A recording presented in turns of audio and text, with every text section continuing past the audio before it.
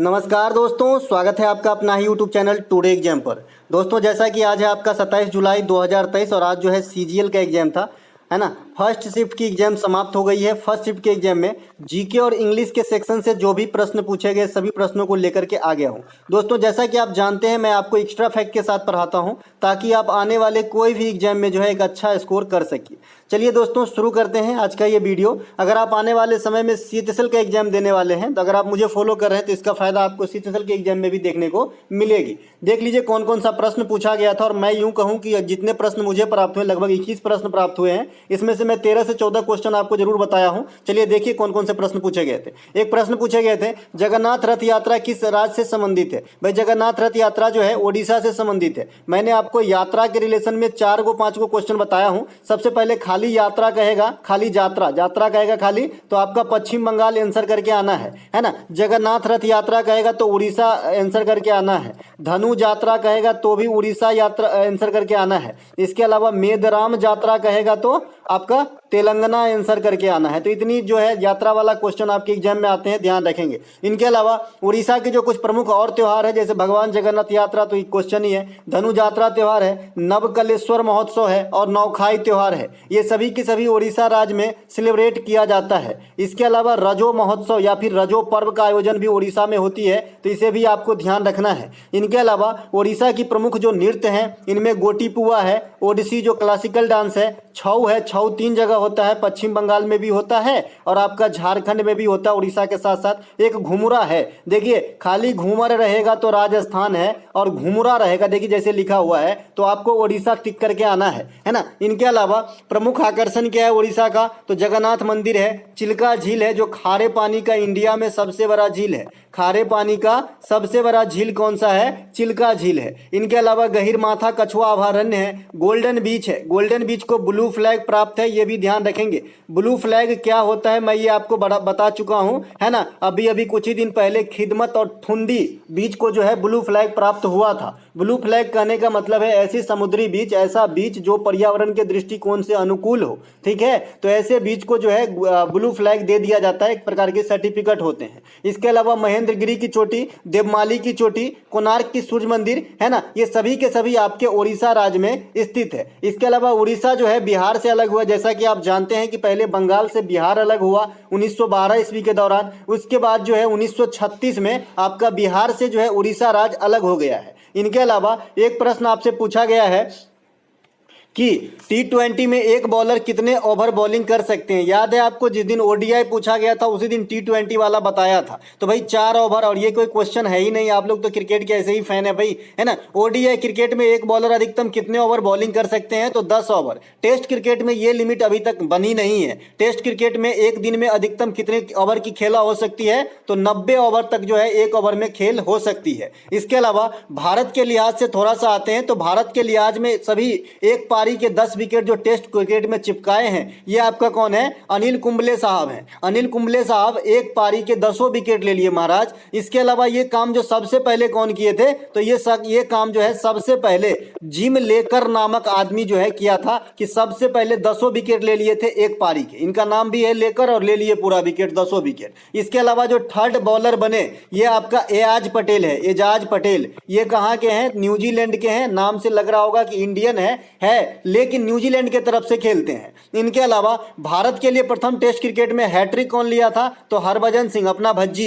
इनके अलावा भारत के लिए प्रथम वनडे में शतक कौन बनाए थे इंटरनेशनल लेवल पे, तो कपिल देव साहब। इनके अलावा प्रथम शतक टेस्ट में कौन लगाए थे, तो आपका लाला अमरनाथ साहब। तथा T20 में प्रथम शतक लगाकर तीनों फॉर्मेट में शतक लगाने वाले शतकवीर कौन बने थे, तो सुरेश रैना बने थे, ठीक है। इनके अलावा भारत अब तक 2 बार वर्ल्ड कप जीत चुके हैं, एक बार 1983 में और एक बार 2011 में। ये कपिल देव 1983 ये वर्ल्ड कप का थर्ड फॉर्मेट था, और आपका जो है ये 2011 में महेंद्र सिंह धोनी माही की कप्तानी में जो है वर्ल्ड कप जीते थे, ठीक है। इनके अलावा हार्ड नट टू क्रैक आपका एक ईडियम आया है। देखिए हार्ड नट टू क्रैक का मतलब होता है एक ज्वलंत प्रॉब्लम, एक ऐसी प्रॉब्लम, एक कठिनाई जिसे मतलब अवॉइड भी नहीं किया जा सकता, आपको फेस करना ही करना है, तो ऐसे को हार्ड नट टू क्रैक कहते हैं। अचानक एवं शॉकिंग भी कह सकते हैं इसको, ठीक है। अचानक से ये प्रॉब्लम आती है और एकदम शॉकिंग अवस्था क्रिएट कर देता है। इसके अलावा वंदे मातरम या फिर आनंद मठ, इन दोनों में से एक क्वेश्चन पूछा गया है। दोनों का आंसर बंकिम चंद्र चटर्जी ही है। या तो वंदे मातरम भी पूछेगा जो हमारा राष्ट्रीय गीत है ना, तो ये भी बंकिम चंद्र चटर्जी के द्वारा ही लिखा गया है। या फिर अगर आनंद मठ भी पूछे हैं तो ये भी बंकिम चंद्र चटर्जी के ही किताब हैं और आनंद मठ से ही वंदे मातरम जो है लिया गया है। ठीक है, हमारे देश के राष्ट्रीय गीत वंदे मातरम के लेखक बंकिम चंद्र चटर्जी है। वंदे मातरम आनंद मठ से लिया गया है। सीजीएल में एक बार क्वेश्चन आया कि जो राष्ट्रीय गान है हमारा जनगण मन है ना, इनके लेखक तो रविंद्रनाथ टैगोर साहब हैं, जो हमारे इंडिया के लिए सबसे पहले नोबेल पुरस्कार जीत करके लाए थे 1913 में। किस लिए भाई? तो गीतांजलि राइट के लिए है ना, और साहित्य के क्षेत्र में। ठीक है, ऑब्वियसली बात है ना भाई, किताब लिखेंगे तो साहित्य में ही मिलेंगे। इनके अलावा तो ये जो जनगण मन है ये किस शीर्षक से छपा था? तो आपको बताना है भाई, भारत विधाता शीर्षक से छपा था। इनके अलावा 2022 में पश्चिम बंगाल में शिक्षा से संबंधित कौन सा अभियान चलाया गया? देखिए प्रैक्टिस सेट में ये वीडियो में करा दिया हूं मैं कि भाई शिक्षा से संबंधित जो है मुख्यमंत्री श्री योजना और एक पीएम श्री योजना भी है, एक पीएम श्री योजना भी है। और ये पश्चिम बंगाल में मुख्यमंत्री श्री योजना है जो पश्चिम बंगाल को रिलेट करता है और बच्चे को छात्रवृत्ति देने से जो संबंधित योजना है जो पढ़ने वाले बच्चे हैं। ठीक है, और ये पीएम श्री योजना क्या है? जो पुराने स्कूल है इस स्कूल को रिजुविनेट कराने की ये योजना है। इस स्कीम के तहत जो है स्कूल में आधुनिक फैसिलिटी, आधुनिक स्तर के जो है सांचे में ढालना है पुराने स्कूल को। ठीक है, इनके अलावा अगला प्रश्न पूछा गया था, रिकी केज को किस एल्बम के लिए 2023 में ग्रैमी अवार्ड मिला है? तो इनको डिवाइन टाइड्स के लिए मिला है। ऑप्शन में ये था कि नहीं था आप लोग मुझे बताइएगा, क्योंकि रिकी केज को जो है एक से अधिक एल्बम के लिए जो है इनको ग्रैमी अवार्ड मिल चुका है। भारत के लिए सर्वप्रथम ग्रैमी अवार्ड जीतने वाले जो कलाकार हुए ये पंडित रविशंकर साहब जो सितार बजाते थे, और पंडित रविशंकर साहब को 1999 के अंदर भारत रत्न भी दिया गया था। अनुष्का शंकर भी सितार बजाते हैं, जो उभरते हुए सितारे, इनको भी ध्यान रखना है। इनके अलावा पंजाब का पहला महिला डीजीपी कौन बनी थी? देखिए एक्चुअली में पंजाब में 2 महिला को डीजीपी में प्रमोट कर दिया गया है। ये आपका एक गुरप्रीत कौर है और एक शशि प्रभा द्विवेदी है। इन दोनों में से कोई भी एक ऑप्शन आपके एग्जाम में आ गया होगा। इनके अलावा पंजाब में जो वर्तमान मुख्यमंत्री हैं ये आपका भगवंत सिंह मान है, और भगवंत सिंह मान जो है किस पार्टी से ताल्लुक रखते हैं? तो आम आदमी पार्टी, झाड़ू छाप है ना, आम आदमी पार्टी झाड़ू छाप से ताल्लुक रखते हैं आपका, है ना, कौन? भगवंत सिंह मान, है ना, ध्यान रखेंगे। इनके अलावा जो अभी परिणीति चोपड़ा का भी शादी हो रहा है, तो ये भी जो जिनसे हो रहा है ना वो भी आपसे ही जुड़ा हुआ है। ये ऐसे ही बता दिया, ये कोई काम नहीं आएगा आपको। इसके अलावा सुंदरबन डेल्टा कौन सी एनर्जी ज्यादा देती है? हमारे ख्याल से सुंदरबन डेल्टा से ज्वारीय एनर्जी आता होगा, ज्वारीय एनर्जी आना है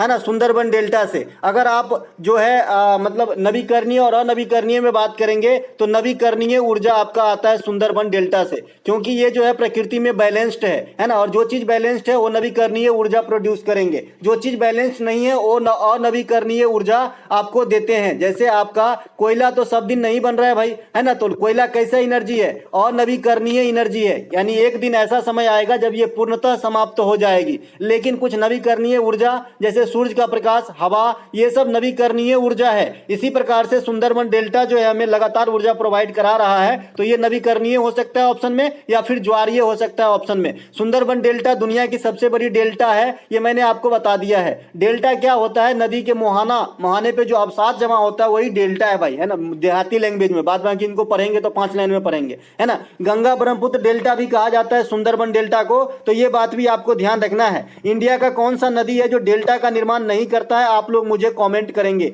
है ना, कि आप लोग मुझे कमेंट करेंगे कि इंडिया का कौन सा ऐसा मुख्य नदी है जो डेल्टा का निर्माण नहीं करता। वैसे एक से अधिक है, लेकिन मैं मुख्य नदी की बात कर रहा हूं। मैं हिंट के लिए बता दूं कि वो नदी जो है मध्य प्रदेश से निकलती है। इसके अलावा सुंदरी का वृक्ष जो है ये डेल्टा में, जो सुंदरबन डेल्टा है यहाँ पे सुंदरी का वृक्ष पाया जाता है, इन्हीं के नाम पे इनका नाम सुंदरबन पड़ा है। इनके अलावा जो मैनग्रोव प्रकार की वन है ये सुंदरबन डेल्टा का प्रमुख आकर्षण है। मैनग्रोव मतलब दलदली वाला वन होता है ना, जो बहुत सारे जीव जंतु इस दलदल में ही निवास करते हैं। और एशियाई टाइगर गिरी में मिलता है। रॉयल बंगाल टाइगर जो है आपको सुंदरबन डेल्टा में देखने को मिलेगा। सुंदरबन डेल्टा की विस्तार जो है भारतीय स्टेट पश्चिम बंगाल के साथ साथ बांग्लादेश प्रदेश तक फैला हुआ है। तो ये बात भी आपको ध्यान रखना है, मतलब फैला नहीं है, टच करते हैं, मतलब छूते हैं बांग्लादेश को। इनके अलावा 1885 में किसकी स्थापना हुई? ऑप्शन में कांग्रेस दिया गया था, तो कांग्रेस की स्थापना 1885 में हो गया था। कांग्रेस के स्थापना कौन किए थे? तो A.O. ह्यूम किए थे।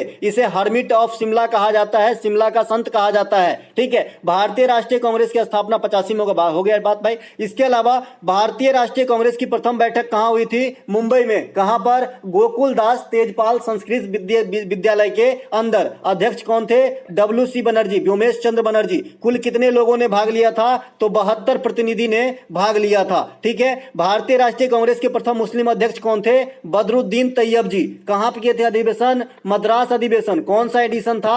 3rd addition. कब किए थे? 1887 में। और सेकेंड वाला जो छूट गया वो आपका 1886 में, ये दादा भाई नौरोजी अध्यक्षता किए थे। तो पहला 3 याद रखना है। कांग्रेस के अंग्रेज अध्यक्ष भी पूछते हैं तो जॉर्ज यूले का नाम बता देना है। क्या? जॉर्ज यूले का नाम बता देना है आपको कि ये कांग्रेस के प्रथम अंग्रेज अध्यक्ष बने थे। कांग्रेस के प्रथम महिला अध्यक्ष एनी बेसेंट बनी थी। एनी बेसेंट कहां गई? ये 1917 में। ठीक है, कांग्रेस के प्रथम भारतीय महिला अध्यक्ष सरोजनी नायडू 1925 में। कांग्रेस में गांधी जी अध्यक्षता कब संभाले? 1924 बेलगांव अधिवेशन। कांग्रेस में स्वतंत्रता की जो शब्द है इसको सर्वप्रथम प्रयोग कब किया गया स्वराज वाला शब्द का? 1906 कोलकाता अधिवेशन। कांग्रेस में स्वराज की मांग की कब की गई? 1929 लाहौर अधिवेशन। JL नेहरू अध्यक्षता कर रहे थे। तो ये सब बात ध्यान रखेंगे। इनके अलावा कांग्रेस के जो आपका लखनऊ अधिवेशन है बहुत इंपॉर्टेंट है, 1916 में होते हैं। इनकी अध्यक्षता अंबिका चरण मजूमदार जी करते हैं, है ना। इसमें क्या होती है कि मुस्लिम लीग और कांग्रेसी, है ना, दोनों एक हो जाते हैं। साथ ही नरम दल और गरम दल जो 1907 में सूरत अधिवेशन में जो है डिवाइड हो गए थे, यहां पे मिल जाते हैं। किसके सहयोग से? एनी बेसेंट और तिलक के सहयोग से। इसके अलावा अभी कांग्रेस के अध्यक्ष कौन है भाई? मल्लिकार्जुन खड़गे हैं। तमिलनाडु का नववर्ष पोतांदु, केरल का नववर्ष बीसू। और ये नववर्ष वाला सीट तो हमारे ख्याल से अब तो पुराना हो गया जी, लेमिनेशन करा लीजिएगा, पुराना हो गया होगा तो, है ना। इसके अलावा ये नववर्ष वाला सीट जो है पोतांदु आपका कहां पे भैया? तमिलनाडु में। नववर्ष का त्योहार इंडिया में किस महीने में जनरली सेलिब्रेट होते हैं? तो आपको बताना है जी अप्रैल महीने में, है ना। विशु आपके केरला के अंदर होते हैं। उगादी आपका, है ना, आंध्र प्रदेश, तेलंगाना और कर्नाटक के कुछ पार्ट में होते हैं। गुड़ी पाड़वा आपके महाराष्ट्र में होते हैं। खाली पाड़वा कहेगा तो खाली पाड़वा के नाम से गुजरात में भी इसे मनाते हैं। इसके अलावा ये आपका क्या भाई? शीतल, ये बिहार के कुछ पार्ट में मिथिलांचल रीजन में मनाया जाता है। बैसाखी पंजाब हरियाणा में, नवरह जम्मू कश्मीर वगैरह में, बिहू असम के अंदर, चेरोवा मणिपुर के अंदर। तो ये पहला बैसाख, है ना, ये पश्चिम बंगाल के अंदर। तो ये सब जो है आपके नव वर्ष वाली त्योहार हैं, इन्हें जरूर ध्यान रखें। और इसी प्रकार का मैं मकर संक्रांति वाला भी आपको बता चुका हूं कि भाई जो उत्तरायण है वो गुजरात में कहा जाता है, मकर बलक्कू केरला में कहा जाता है, पोंगल तमिलनाडु में कहा जाता है, उत्तर भारत में मकर संक्रांति कहते हैं, पंजाब में लोहड़ी कहते हैं। तो इस प्रकार से उन्हें भी ध्यान रखना है। इनके अलावा देखिए जो प्रैक्टिस सेट चल रहा है ना 57 वीडियो वाली, अगर आपने कोई भी एनालिसिस भी अटेंड नहीं किया, खाली अगर वो भी अटेंड किए होंगे ना, तो वहां से भी आपको काफी फायदा मिल जाएगा जी। ठीक है, जो चीज पढ़ाते हैं पता नहीं सुनता रहता है कान लगा के, वही चीज आ जाता है। वर्तमान में भारत के वर्तमान CDS कौन है? परसों ही बताया है ना, सभी सेना के प्रमुख और CDS। तो ये कौन है भाई? अनिल चौहान। ये सेकेंड CDS है इंडिया के। ठीक है, प्रथम कौन थे? स्वर्गीय, है ना, जनरल बिपिन रावत साहब। इनको जो है हेलीकॉप्टर क्रैश में जो है दुर्घटना में इनकी मृत्यु हो गई थी। बिपिन रावत साहब को जो है पिछले साल पद्म विभूषण से सम्मानित किया गया था। प्रभु अन्य बिपिन रावत साहब और कल्याण सिंह, इन सबको जो है दिया गया था पिछले बार, है ना। इनके अलावा थल सेना के वर्तमान अध्यक्ष कौन है? मनोज पांडे। वायुसेना के वर्तमान अध्यक्ष BR चौधरी। जल सेना के वर्तमान अध्यक्ष R हरिकुमार। तो ये बात भी आपको ध्यान रखना है। सबसे कम समय के लिए PM कौन बने थे? सभी जानते हैं भाई, 13 दिन के लिए PM जो है अटल बिहारी वाजपेयी साहब बने थे। इनके बाद जो है 2 बार और प्रधानमंत्री बने, एक बार पूर्ण काल के लिए बने। ठीक है, इनके अलावा भारत में प्रथम गैर कांग्रेसी प्रधानमंत्री कौन बने थे? मोरारजी देसाई। किस पार्टी से? तो बीजेपी से? जी ना, जनता पार्टी से। पहले इनका नाम जनता पार्टी, बीजेपी का गठन तो 1980 में हुआ है ना। तो भाई 1977 में ही बने थे मोरारजी देसाई साहब जनता पार्टी का। और ये गैर कांग्रेसी जो है प्रधानमंत्री बनने वाले केंद्र में पहले व्यक्ति थे। इससे पहले कांग्रेस के ही प्रधानमंत्री हुआ करते थे। इनके अलावा भारत का प्रथम कार्यवाहक प्रधानमंत्री गुलजारी लाल नंदा साहब थे, तो इन्हें भी ध्यान रखेंगे। इनके अलावा नाबार्ड का स्थापना कब हुआ था? तो 12 जुलाई 1982 को हुआ था। तो ये बात भी आपको ध्यान रखना है ना। नाबार्ड की स्थापना किस समिति पे? शिवरामन समिति की अनुशंसा पे। नाबार्ड किस सेक्टर की सबसे बड़ी बैंक है? तो कृषि सेक्टर की सबसे बड़ी बैंक है। वित्त पोषित करते हैं। नाबार्ड का मुख्यालय कहाँ पे है? मुंबई के अंदर है। वर्तमान में इनके अध्यक्ष कौन है? केजी साजी हैं। तो ये बात भी आपको ध्यान रखना है। थोड़ा जो प्रधानमंत्री कार्यवाहक वाला उनको थोड़ा मिला लीजिएगा, मेरे को जैसा याद आ रहा है गुलजारीलाल नंदा जी है, ठीक है। इसके अलावा अगला प्रश्न है, भारत में हॉकी में पहला स्वर्ण पदक कब जीता? 1928 में। भारत राष्ट्र प्रथम जो ओलंपिक है, जो भारत जो ओलंपिक में गोल्ड जीते हैं ना, अब तक 10 गोल्ड जीते हैं, जिसमें से 8 जो है खाली हॉकी में जीता है। दोस्तों आप जैसा कि जानते हैं कि इतने कम समय में point two point extra fact, तो इसमें मैं किसी की मदद नहीं लेता हूं, इसके ये जो है मेरे अंदर ये स्टोर है। अब इक्का दुक्का क्वेश्चन है ऐसे हैं जिसके आंसर मुझे पता नहीं होता, तो मैं आप लोगों से ही पूछ लेता हूं, है ना भैया। इतने कम समय में कहाँ जो है इतने किताब वगैरह उल्टाएंगे हम, है ना। इनके अलावा व्यक्तिगत रूप से प्रथम पदक जीतने वाले कौन है? केडी जाधव। कौन से पदक जीते थे? कांस्य पदक। किस खेल में? कुश्ती खेल में, कुश्ती खेल में, है ना। और के कब हुआ था? 1952 में। तो ये बात भी ध्यान रखेंगे। इनके अलावा व्यक्तिगत रूप से गोल्ड जीतने वाले प्रथम अभिनव बिंद्रा। किस खेल में? शूटिंग में। कहां? बीजिंग में। कब? 2008 में। इनके अलावा व्यक्तिगत रूप से सिल्वर जीतने वाले मेजर राजवर्धन सिंह राठौड़। कब? 2004 में। कहां हुआ था? एथेंस में, है ना। किस खेल में? तो ये भी शूटिंग में। इनके अलावा व्यक्तिगत रूप से महिला जो पदक जीती, कर्नो मलेश्वरी। कब? 2000 में। कहां पर? Sydney Olympic. सिडनी कहां भैया? ऑस्ट्रेलिया में, है ना। इसके अलावा भारोत्तोलन में, है ना, वेट लिफ्टिंग में कांस्य पदक, ठीक है। 2 ओलंपिक में पदक लगातार जीतने वाली महिला पीवी सिंधु बनी है। तो इस प्रकार के प्रश्न जो है आपके आज एग्जाम में आए हैं। काफी इजी प्रश्न मैं कहूंगा। एक भी प्रश्न जो एक अगर रिकी केज वाले को थोड़ा सा ध्यान से हटा दिया जाए 2 मिनट के लिए, तो मुझे नहीं लगता है कि इन प्रश्न में एक भी प्रश्न जो ऐसा है जो मैं आपको नहीं बताया। यहां तक जो पश्चिम बंगाल का योजना पूछा वो भी बता दिया हूं। कल जो पूछा गया था कि भाई देसी एंड्रॉइड सिस्टम भरोस कौन बनाया है, वो भी बता दिया था कि मद्रास ने बनाया है भाई। आज ने कल एग्जाम में छपेगा और छपा, ठीक है। तो थोड़ा सा जो है अच्छे से सुनिए, काम आएगी भैया। गुरु केलुचरण महापात्रा का संबंध किस नृत्य से है? ये तो कल भी पूछा गया था। तो गुरु केलुचरण महापात्रा ओडिसी के प्रथम मतलब प्रमुख गुरु हैं। गुरु केलुचरण महापात्रा ने भुवनेश्वर में एक अपना स्कूल खोले हैं डांस से संबंधित। इसका नाम सर्जन रखा गया, SRJAN। ऐसे बहुत सारे कलाकार हैं जो अपने अपने स्कूल खोले डांस के लिहाज में। तो आपको इनको ध्यान रखना है, क्योंकि ये क्वेश्चन पूछ दिए जाते हैं कि फला एकेडमी, फला संस्था के संस्थापक कौन रहे थे, और आपको जो है नीचे क्लासिकल डांस के गुरु या फिर नर्तक और नर्तकी का नाम दे देंगे। तो भाई सार्जन आपका खुले हैं, कौन खोले हैं भाई? गुरु केलुचरण महापात्रा। इसी प्रकार से एक दर्पण एकेडमी है, ये आपका जो मल्लिका साराभाई की मां है मृणालिनी साराभाई खोले हैं, ठीक है। इसी प्रकार से एक यामिनी स्कूल ऑफ आर्ट खोले थे दिल्ली में, यामिनी कृष्णमूर्ति, है ना। इनके अलावा ओडिसी के अन्य नर्तक कौन है? सोनल मानसिंह। सोनल मानसिंह जो है ये भरतनाट्यम भी कर लेती है और आपका ओडिसी भी कर लेती है। जैसे कल पूछा गया था कि अर्नल बेल्ली भैया भरतनाट्यम के अलावा और कौन सा नृत्य करता है? तो ये बात भी आपको ध्यान रखना, करता नहीं करती है। इसके अलावा संयुक्ता पनिगिरी, ये भी आपका ओडिसी संबंधित है। सुजाता महापात्रा ओडिसी संबंधित है। इंद्रानी रहमान ओडिसी संबंधित है। मैंने आपको बता दिया है कि बहुत सारे ऐसे क्लू हैं जो आप क्लासिकल डांस को छांट सकते हो जी, है ना। जैसे महापात्रा सरनेम आपने देखा तो आपको जो है ओडिशा के पास चले जाना है, ओडिसी नृत्य, है ना, ओडिसी के पास चले जाना है। इसके अलावा आपने रेड्डी सरनेम देखा, रेड्डी, है ना, तो आपको चला जाना है कहां पे? कुचिपुड़ी के अंदर। आपने देखा सिंह सरनेम देखा या फिर झावेरी बहन देखा, ये आपको कहां चले जाना है? मणिपुरी के नृत्य के अंदर चला जाना है। इसके अलावा आपने महराज सरनेम देखा तो या तो ये कथक नृत्य से संबंधित होंगे या फिर तबला वादन से संबंधित होंगे, है ना। और इनके घराना भी बता दूं, या तो लखनऊ घराना होंगे या फिर बनारस घराना होंगे। तो इन्हें इतने ही जानकारी से आपको बहुत सारे हेल्प मिल जाएंगे एग्जाम में ऑप्शन छांटने में भाई। इनके अलावा 4-5 देवियां हैं जिनको आपको ध्यान रखना है। मैं सब दिन बताता हूं, एग्जाम में काम आएगी भैया। आप लोग टीसीएस के एग्जाम की तैयारी कर रहे हैं तो कुछ ना कुछ तो हथकंडे अपनाने होंगे। जो बच्चे को बोलते हैं कि मुझे वर्ड मीनिंग याद नहीं हो रही अंग्रेजी के अंदर, मैं अपनी एक्सपीरियंस बता रहा हूं, मुझे भी अंग्रेजी में कुछ भी नहीं आता था जब मैं तैयारी करता था 2011-12 में। लेकिन मैंने 5-6 ईयर की प्रीवियस ईयर जो एमबी प्रकाशन की बुक उस समय नए नए आया था, मैंने पूरा वर्ड मीनिंग वगैरह को याद कर लिया था और मुझे उससे काफी हेल्प मिलती थी, क्योंकि ग्रामर लगभग सबके समान ही रहते हैं, ठीक है। और मैंने कैसे याद किया था? रूट बना बना के एक दूसरे से रिलेट करके कि भाई कौन से ईडीएम का मीनिंग सेम देता है, उस वर्ड को मैं उसी जगह लिखा कि भाई एक वर्ड मीनिंग है, इसके ये मीनिंग है और इस फ्रेज का भी वही मीनिंग होता है। तो मैं इन सबको जो है एक ही जगह लिख लेता था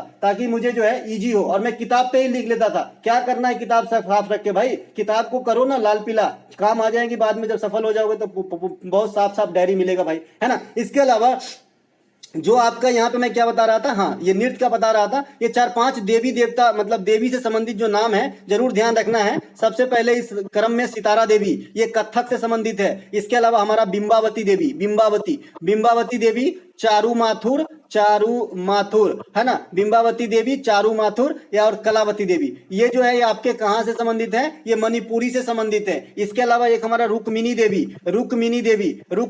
जो है भरतनाट्यम से संबंधित है, और रुक्मिणी देवी वो प्रथम महिला है जो डांस के लिए राज्यसभा में नामित होने वाली प्रथम महिला बनी, मतलब डांस के सेक्टर से। इससे पहले हीरोइन में तो आपका नरगिस दत्त बनी, लेकिन ये डांस के सेक्टर से है, ठीक है। इनके अलावा एक प्रश्न ये नहीं पूछा गया था, बाद में बच्चे ने बताया कि ये नहीं पूछा गया था कि बंगाल के स्वतंत्र नवाब कौन थे, है ना। इनके अलावा प्रस्तावना में क्या शामिल है ये आपसे पूछा गया था। फिलहाल मैं इस क्वेश्चन का आपको ऑप्शन आंसर नहीं दे सकता, क्योंकि प्रस्तावना ही पूरा छाप दिया था ऐसा बच्चे ने बताया, फिर उसमें से जो है आपसे पूछ रहा था कि भाई मतलब आंसर बताओ। तो इसमें कैसा क्वेश्चन था, आज पहली बार सुन रहा हूं, पूरा प्रस्तावना ही छाप दिया था, है ना। तो फिर ये प्रस्तावना में आपका जो है जो शामिल है वो तो आपको भी पता है, क्योंकि प्रस्तावना तो हम आज से नहीं बहुत दिन पहले से प्रेमबल याद रखते हैं, है ना। और प्रस्तावना जो है ये इनमें क्या था, ये तो ऑप्शन में क्या था वो तो बच्चे ही बताएंगे, लेकिन बताया नहीं। तो मैं अगर आपको पता हो तो मुझे कमेंट कीजिएगा। बाद में अंग्रेजी में जो कुछ वर्ड आया और भी देख लीजिए। मेमोरी का जो है आपका एंटो आया था, तो मेमोरी मतलब याददाश्त टाइप से हो गया। एंटो अगर इसको मिलेंगे तो एमनेसिया वगैरह जो नीचे में ऑप्शन होगा, है ना, भूल जाने से जो भी संबंधित होगा, छोड़ने से, लीव करने से जो भी ऑप्शन होगा वो आपका आंसर हो जाएगा। इसके अलावा लेक्सिकोग्राफर पूछा गया था, लेक्सिकोग्राफर क्या होता है भाई, जो बढ़िया लिखता है ना, लेक्सिकोग्राफर है ना, जो बढ़िया लिखता है, सुलेखन वाला है ना, लेक्सिकोग्राफर है ना, इसे ही कहते हैं। या फिर डायरी जो डिक्शनरी लिखते हैं उसे भी लेक्सिकोग्राफर कहते हैं। तो ऐसे जो भी ऑप्शन होगा राइटिंग से संबंधित तो आपका आंसर हो जाएगा।